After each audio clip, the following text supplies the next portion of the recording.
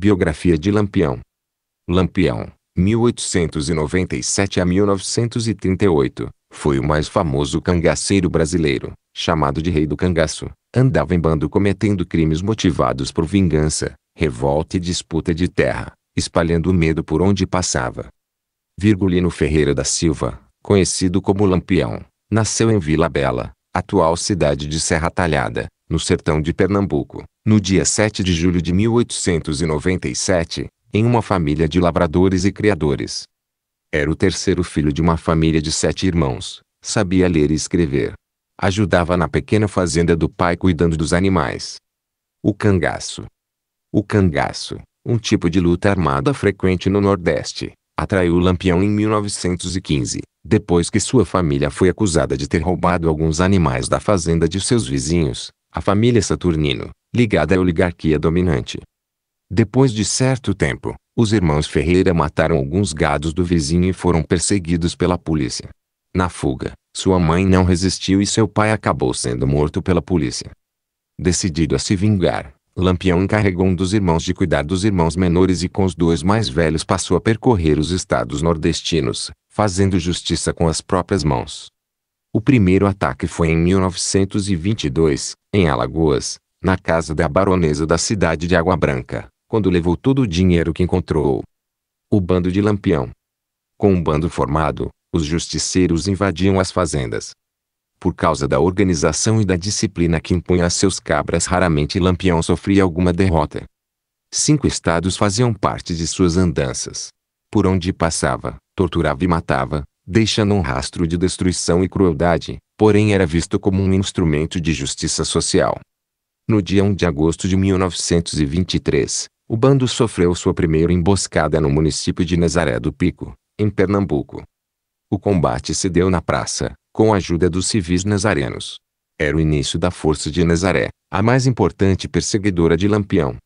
Em 1926, estando em Juazeiro, no Ceará, Lampião é chamado para combater na coluna Prestes e recebe a patente de capitão. Nessa época visita o padre Cícero. 2 anos depois, Lampião atravessa o Rio São Francisco em direção a Sergipe e Bahia e tem o primeiro combate com as forças baianas. Lampião e Maria Bonita.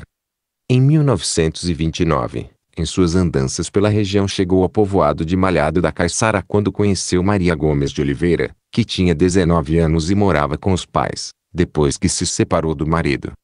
Logo, Maria entrou para o cangaço e tornou-se a famosa companheira de Lampião. Com o nome de Maria Bonita tornou-se a primeira mulher a ingressar no cangaço.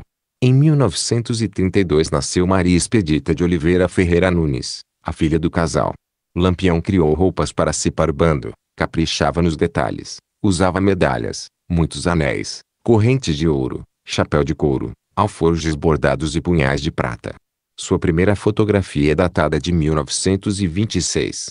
Seu apelido, dizem que surgiu da cor do cano de seu rifle, que ficava em brasa depois de vários tiros, parecendo um lampião. Durante os anos de cangaço, Lampião zombou das polícias, do governo e das pessoas influentes. Escapava fácil das emboscadas, dos tiroteios e das armadilhas.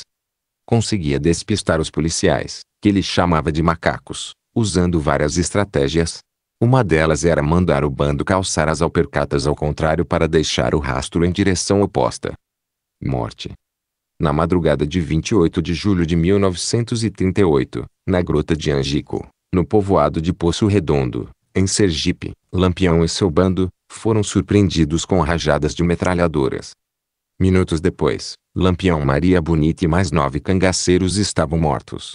O ataque comandado pelo tenente João Bezerra conseguiu o que a polícia do Nordeste perseguia havia muito tempo. As cabeças do bando foram decapitadas, mumificadas e expostas em Santana do Ipanema, Alagoas. Depois foram levadas para o Museu Nina Rodrigues, na Bahia, até serem enterradas em 1968. Lampião morreu na Grota de Angico, em Poço Redondo, Sergipe, no dia 28 de julho de 1938. Saqueavam os comerciantes e distribuíam com os mais pobres uma parte do que recolhia.